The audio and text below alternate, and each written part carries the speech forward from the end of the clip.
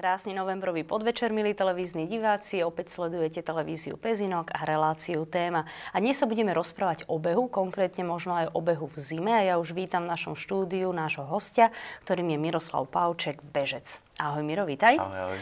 Takže ja viem o tebe, že ty si začal behať pred 6 rokmi a tá motivácia bola taká, že si chcel schudnúť, pretože si mal, môžeme povedať, že nadváhu. Dosť veľkú nadváhu, áno. Áno, dosť veľkú nadváhu. Ale teda nejako sa to moc nedarilo, iba tým behom, zhodil si iba pár kilogramov, tak čo potom bolo? Ako si vlastne schudol? No až keď som prišiel k úrazu, tak vtedy som schudol, že sme upravili jedálniček a behom pol roka sa to nejako podarilo, kde som sa v rámci čoho som sa aj pripravoval na svoj prvý polmaratón. Takže vlastne ty si prvýkrát začal behať v tej 30-ke, môžeme povedať? Áno. Začínal si nejakými 400 metrami. Takých smiešných 400-500 metrov. Ako sa to potom zväčšovalo alebo zvyšovalo? Áno, nejaké prestávky medzi tým som bol, keďže som bol aj dosť ťažký, tak ma všetko bolelo, hlavne kĺby, kolena. No a tak. No a potom sa to nabalovalo, išli 2 km, 3 km, potom išiel prvý 10-kilometrový pretek. V podstate v druhej polovici odkráčaný, tak ale ma to viacej nakoplo. No a...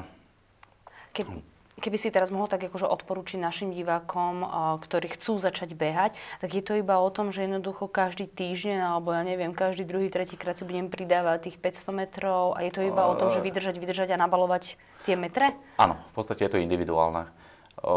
Mať nejaké prestávky, keď sa začína behať, medzi tým si dávať nejaké doplnkové športy, ako je bicykel, v zime stacionárny bicykel a plávanie. Plávanie je veľmi dobré na regeneráciu. Na regeneráciu po tom behu, tí svaly a kĺby sa tam uvoľnia vo vode. No a potom skúšať ďalej. 10 kilometrov, možno menej. Takže už to sám každý individuálne zbadá, že či má naviať, či nie, ale hlavne to nepreháňať. No, ty si teda zistil, že máš naviac, že? Lebo teraz už nebeháš len 10 kilometrov, ale... No, nebehám 10 kilometrov, behám trošku viacej. To je koľko? Najviac som zabehol 147 kilometrov, ale to už sú horské ultrabehy. Takže asi tak, ale to prechádzalo veľa času. Je to 5 rokov, čo som sa k tomu dostal. Išiel som cez 10-kilometrové behy, tam som si dával nejaké méty, čo by som chcel dosiahnuť. 10 km som chcel po 40 minút, polmaratón som chcel pod hodinu 30 a maratón som chcel po 3:15, tak som myslel, že to budú veľmi nedosiahnuteľné ciele, ale za nejaké 4 roky sa to podarilo tieto ciele dosiahnuť. A ako predtým, jak som začal behávať, som robil turistiku, tak ma to potom viac a viac ťahalo do kopcov. Zistil som, že sú tam behy, ale sú o trošku dlhšie tí behy, možno 2-3 maratóny spolu.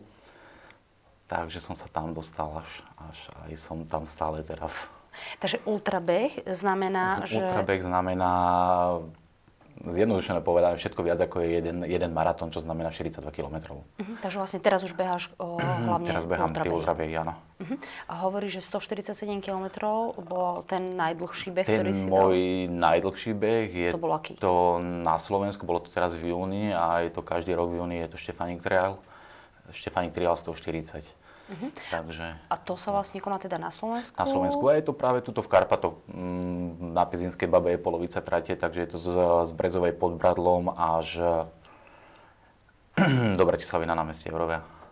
A ty vlastne trénuješ, bývaš teraz momentálne v Pezinku, pochádzaš, viem, že z Trnavy, takže si začínal za Trnavou, môžeme povedať, niekde medzi tými dedinkami a podobne. Áno. A teraz, keď si v Pezinku, tak kde trénuješ? Tak hneď vybehnem do kopcov tu nad Rozálku, na Pezinskú Babu idem cez Slnečné údolie, Pezinská Baba, Homola, Skalnatá, keď ma tam kroky zavedú. Takže nie asfalt je ten povrch, po ktorom beháš, ale taký ten prírodný? Prírodný terén.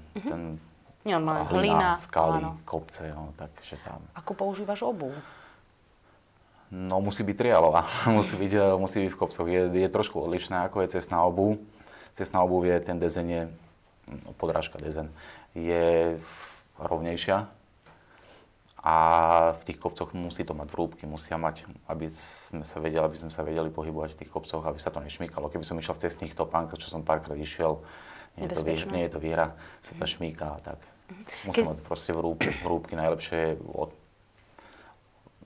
také odľahčené týždennícky. Keď hovoríme o tom Pezinku a o tých tréningoch, tak poďme aj k tým behom, ktoré sa konávajú, alebo teda konajú každý rok v Pezinku. A možno aj ty si sa na nich zúčastnil, asi predpokladám, že? Hej. Tak mám teda prezrať, aké sú to tie behy, ktoré sa tu na tomto našom okrese, v tomto našom meste konajú. Je to beh Pezinkom, tradične to asi každý pozná, beh Pezinkom, čo býva 1. septembrový víkend, mám pocit. Výborne zorganizované s výbornými ľuďmi. Všetci sa tam stretnú, porozprávajú sa, ale sú to 10-kilometrové cestné behy, ide sa cez Vinice, to každý pozná asi. Potom sa organizujú také spoločné behy, spoločné tréningové behy by som povedal. MK športový klub robí, v ktorom som asi aj ja. A beh Pezinko robí takisto tie spoločné behy, hoci kto sa tam môže zúčastniť. Takisto s nami s MKom začíname na Rozhálke v nedeľu o 9. po 10. o 10. na sociálnych sieťach. Je to, myslím, že všetko podrobne si nás každý môže nájsť. A takisto aj beh Pezinkom ten v nedeľu a zase večer o 7. A je to aj dobré na prípravu, je tam viacej ľudí, veľa ľudí si vymieňa skúsenosti, či je to s oblečením, s vecami, s behmi, zážitky, no a podobné veci. MK čo robí? Z Rozhálky ideme vždycky viac tých 15-20 kilometrov. Ale keď niekto sa chce odpojiť, tak sa odpojí. Sú tam dve trate 12 a 20 kilometrová. Takže nie je problém. Vôbec nie je problém. Každú nedeľu. Keď niekto povie, že pôjde len 10 kilometrov, nie je problém vôbec žiadny. Poďme však k tým tvojim úspechom. Okrem toho Štefánik Trail, hej, 140. Tak okrem tohto behu, ktoré ty si tak možno najviac ceníš, že boli pre teba také možno výnimočné? No, jednoznačne tento rok v máji. To bola Transvulkánia na Kanárskych ostrovoch na La Palme, čo sa bežalo cez najväčší vulkanický kráter na svete. Áno. Takže bolo to v podstate zaradené do seriálu Salomon Cupu. Tam úspech bol dobehnúť tam, takže mne sa to chvála Bohu podarilo aj po veľmi dlhom čase s veľkými problémami, ale dobehol som. Koľko kilometrov? Bolo to 73 kilometrov, ale bolo tam strašne veľké prevýšenie. Strašne vysoké prevýšenie to bolo. Takže išlo sa v podstate z hladiny oceánu. Ráno o 6 sa štartovalo, vystúpalo sa do výšky 2600 metrov. No a potom sa zase zbiehalo prudký zbeh dole. Ten terén bol úplne odlišný, ako je tu u nás v Pezinku. Bol to vulkán, kamenistý, tvrdý. Za ako dlho si to dal? No, za 14 hodín. Bolo to moc, no. Bolo to 14 hodín, no tak siahol som si na dno, hlavne psychicky možno. Som sa tak vytrénoval. Miro, keď chodíš na takéto dlhé behy, ako je to s tým tvojim výstrojom? Čo máš na sebe? Piť, jesť, oblečenie? Ako vyzeráš? Ako vyzerám, to chce povedať im. Ale keď idem na tých 30 km, tak si beriem svoju bežeckú vestu. Nie je to klasický ruksak, je to bežecká vesta, ktorá je maximálne odľahčená iba s vecami a s vreckami potrebnými na to, na čo potrebujem, čo je hlavne voda, čo sú hlavne nejaké tyčinky. A používam aj tie energetické gely, ale to každý si musí individuálne vyskúšať. Je to dlhá cesta skúšania týchto gelov. Vody si beriem, ale keď sú preteky, tak maximálne na 25 kilometroch sú občerstvovacie stanice, kde si môžem tie svoje fľaše, tú svoju vodu doplniť, môžem sa tam nájsť, môžem všetko. Takže to znamená, že ten ultrabeh nebežím celý v kuse. Sú títo občerstvovacie stanice, kde si zastavím, kde sa porozprávať 50 minút. Viacej nie preto, lebo by som asi stúhol a už by to sa ťažšie rozbiehalo. Oblečenie ďalej, to aj teraz na zimu bude asi dobré. Môžem povedať o oblečení. Je funkčné oblečenie, termoprádlo. Väčšinou nie bavlnené veci nosiť na sebe, preto lebo bavlna siakne ten pot a drží ho. Termooblečenie odvádza preč tie veci. Čiapka, rukavice treba mať. Nedávať si jednu hrubú mikinu alebo bundu hrubú, ale viac vrstviť. Dať si nátielnik, dať si tričko, po prípade, keď je zima, tak ešte aj tú bundu, ale zima v behu moc nepraje, keď je minus 10, tak už nech sa nebeha. A obliekať sa samozrejme tak, ako keby bolo vonku o 10 stupňov viacej. Lebo telo sa po tých 2 kilometroch, po tých 10-12 minútach zahreje a už je ozaj dosť teplo potom. Ja som si teraz vlastne spomenula, že moji dvaja kolegovci chodia celý rok, nechodia síce behom, ale chodia na bicykli každé ráno do práce do Bratislavy. Je to nejakých 30 kilometrov. A teda tiež sú takto navrstvení, majú také ako keby leginy, Áno, kraťasky. ja, jasné. Hej, áno, takže také obtiahnutejšie. Áno, obtiahnuté, lebo ja keď som napríklad začínal behať, tak som behal v teplákoch a to plápolalo celé, zavadzalo to všetko. Teraz možno to na chlapov vyzerá smiešne, tie leginy obtiahnuté, ale je to fakt dobrá vec. Je to dobrá vec, je to prispôsobiť sa to telu, nemám s tým žiadne starosti. Sú tam na kľúče, mám vačok malý, všetko, čo potrebujem, nič viacej. Sú aj samozrejme lepšie veci, už kompresné oblečenie, ktoré... Drahšie? No, je to niekoľkonásobne drahšie ako teraz tieto veci, ale zase majú veľa dobrých funkcií, stabilizáciu klbov, svalov, menšia vibrácia svalov je pri tom a hlavne, čo je lepší prietok krvi a čo je hlavne lepšie čo je hlavné na tom všetkom je regenerácia. Regenerácia svalov, klbov a všetkého. To je v oblečení. V oblečení, no a preto to niektorí bežci nosievajú to kompresné, bývajú, najznámejšie sú kompresné podkolienky, čo mávajú a obliekajú si to ako regeneráciu. Aha, áno, takže, áno. aby nohy neboleli jednoducho. Ale samozrejme potom do tej regenerácie zapadá to plávanie, neviem, sa to veľmi ľúbi, tá voda. Ako ty často chodívaš trénovať? Trénuješ každý deň? Keď som není v robote, tak chodím behať. Takže závisí to všetko od toho. A keď sa mi nechce, tak ma priateľka do toho dokope. A ten tvoj tréning ako vyzerá? Koľko je to kilometrový, alebo ako dlho trvá? Tak hodinu, dneska som bol 16, včera som bol takisto 16 plus plávanie. Pod 15 km nechcem ísť. Ja raz do týždňa si dávam intervaly, to znamená také rýchle behy na krátku vzdialenosť a ja to behám ale do kopca. A tých 16 km dáš za koľko? A to je tréningovo, tak to nie je, že nejako súťažné, ale... I proste ideš tak rekreačne, neideš na tak čas? snažím sa ísť nejako tak, aby som zase nešiel moc pomaly. Hodina 30, hodina 25. Takže zaberie to dosť času, že nie je to, keď niekto ide do fitka, za hodinku si tam pocvičí a má tak ale cesta do odfajknuté. fitka, cesta z fitka, hodina a pol, tak to čo mám ja? Ty ideš vlastne rovno z domu už? Áno. Ja tu mám presne 2 km ustúpam do kopca. Ja to mám presne tak odmerané, že idem za rozálku a už idem hore na Dvinice. Takže to máš takú rozcvičku, môžeme povedať? Áno. Tak rozcvička, stretching dôležité? Sú veľmi dôležité. Nechcem moc hovoriť, ja to moc nepraktizujem. Stretching a rozcvičku, hovoriť, že toto mám tú rozcvičku. Ale určite áno. Hlavne teraz v zime, keď budú zľadovateľe cesty, blato bude, šmykať sa bude, treba telo pripraviť na nejakú tú aktivitu, že ide. Treba spraviť nejakú tú bežeckú abecedu, nejaké ponaťahovanie svalov a poprípade rozklúsať sa 500 metrov, zahriať to telo trošku a ísť do toho pomaly.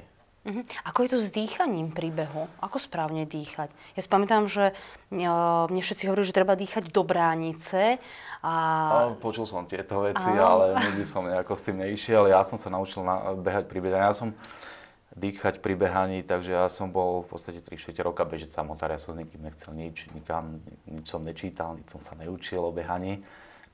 Možno to bola chyba, len potom ma zavolali partia z Trnavy, že aby som si išiel s nimi zabehať.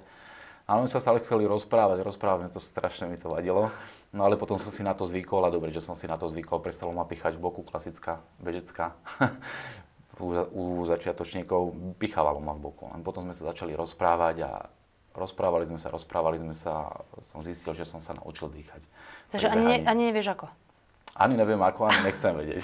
Takže odporúčaš tým, ktorí teraz napríklad rozmýšľajú, že chcú behať, tak aspoň v tej dvojici, aby rozprávali? V tej dvojici nehambiť sa. Alebo ísť s nami si zabehať to nedeľu.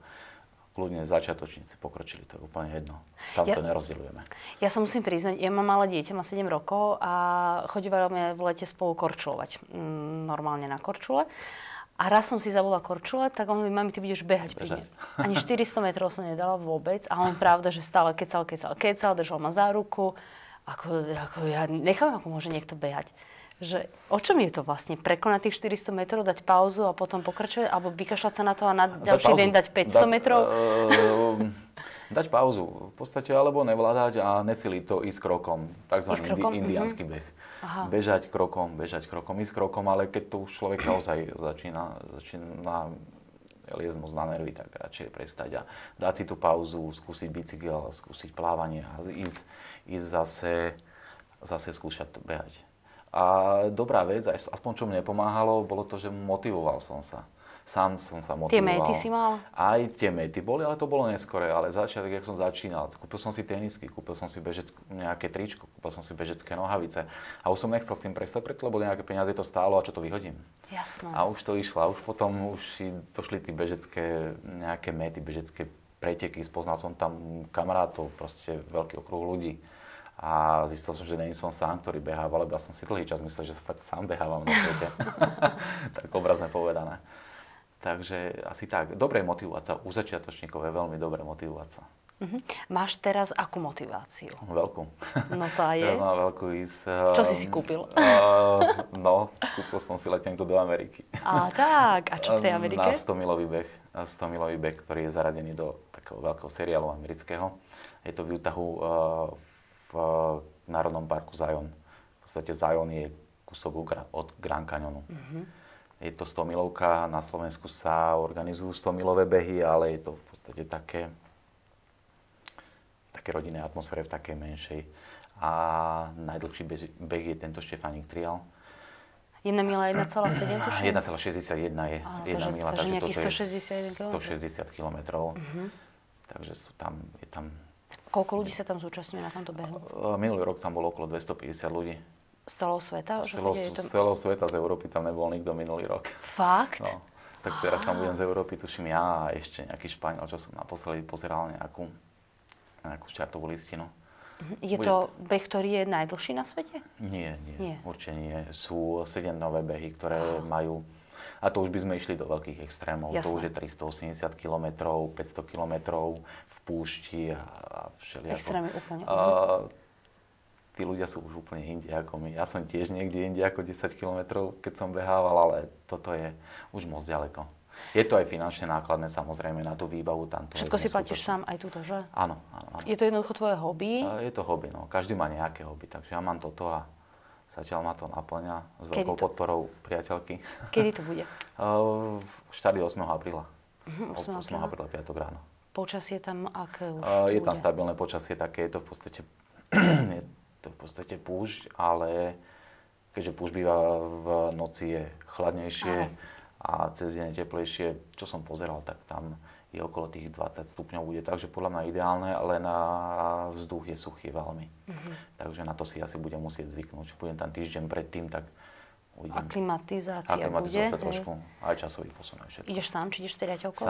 Sám idem. Mám tam známych, takže aj preto padol tento Zion. Áno.